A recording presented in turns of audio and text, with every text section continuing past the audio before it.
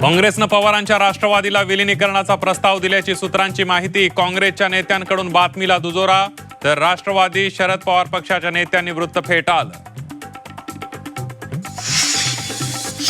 विलीनीकरणासाठी पवारांनी पुढाकार घ्यावा, संजय राऊतांचं मोठं विधान. तर काँग्रेस हे बुडतं जहाज, बुडत्या जहाजात कुणीही पाय ठेवणार नाही, मुख्यमंत्री फडणवीस यांचा टोला.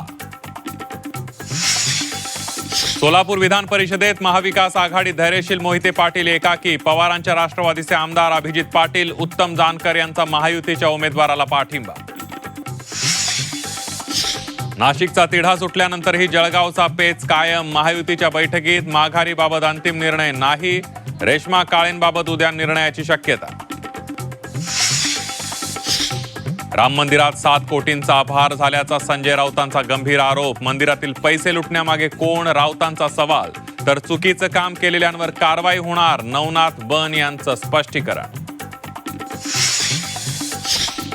शिंदे अजित पवारांचा गट पक्ष नाही, दोन्ही गट. अमित शहांच्या कंपन्या, राऊतांची खोचक टीका.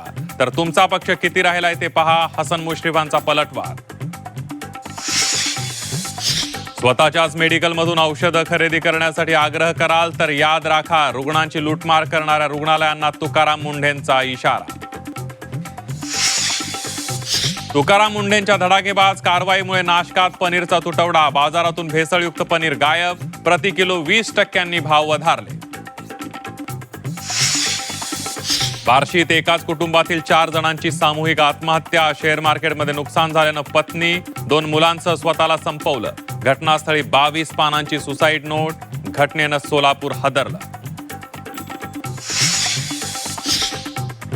झी24 तासच्या बातमीनंतर आरोग्य विभागाला जाग. हिंगोलीतील शववाहिका हस्तांतरित करण्याचे आरोग्य विभागाचे आदेश.